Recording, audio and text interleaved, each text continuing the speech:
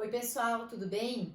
Então a prof vai fazer uma explicação aqui sobre o conteúdo que ficou hoje lá, já postado na página nossa, lá no Classroom, na nossa sala de aula, tá? As atividades que eu deixei lá foram os exercícios, então, sobre partículas atômicas. Na aula passada falamos sobre modelos atômicos, toda a evolução dos modelos até chegar no modelo de Rutherford, que determina então o átomo sendo dividido em duas regiões, o núcleo e a eletrosfera. Na eletrosfera os elétrons e no núcleo então os prótons e os nêutrons, tá? Então essas partículas subatômicas, elas são comuns a todos os elementos da tabela periódica. Todos os elementos têm um número atômico e um número de massa, um número de prótons, de elétrons e de nêutrons, tá? Então, quando a gente fala em, por exemplo, um elemento como o oxigênio, que tem o símbolo O, tá? O oxigênio, ele tem um número atômico 8. Na minha tabela, ó, todos os números atômicos aparecem em cima do símbolo e o número de massa aparece embaixo. Então, o número atômico do oxigênio é 8, o número de massa é 16.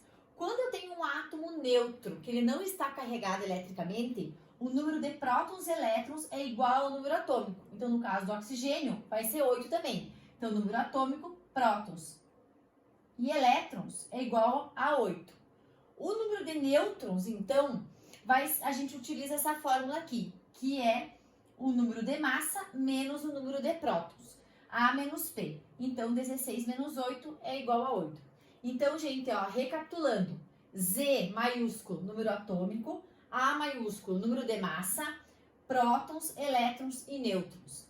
Todos os elementos da tabela têm um número atômico específico, um número de massa específico. E a partir deles a gente determina, então, prótons, elétrons e nêutrons. Certo?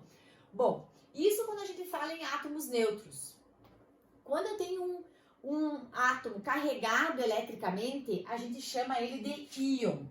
Os íons podem ser positivos ou negativos. Se ele tem carga positiva, ele é chamado de cátion.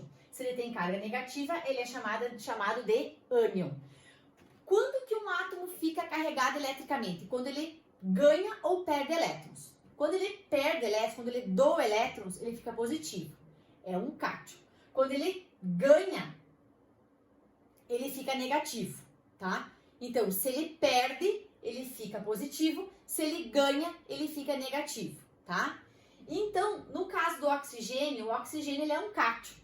Ele tem carga positiva, carga 2+, tá? Como que eu faço essa determinação dessas partículas atômicas quando eu tenho um cátion ou um ânion? Um átomo carregado eletricamente. O número atômico e o número de massa vai, obviamente, ser o mesmo, tá? O número de prótons vai ser igual a 8 também, que é igual ao número atômico, e o número de elétrons é que vai mudar, tá? Eu teria 8 elétrons nesse átomo, mas como ele tem carga positiva, se ele é positivo, ele o quê? Ele perde elétrons. Então, menos 2 elétrons da carga dele aqui, fica 6. O número de nêutrons fica a mesma coisa, fica 16 menos 8, que é igual a 8. Então, se ele é um cátion positivo, ele perde elétrons. Se ele é um ânion negativo, ele vai ganhar elétrons. É o contrário. Certo, gente? Utilizem a tabela periódica para pesquisar os números atômicos e de massa dos elementos lá nos exercícios. E o restante eu acho que vocês conseguem fazer tranquilamente com essa explicação, certo? Um abraço a todos e qualquer dúvida a prof está à disposição.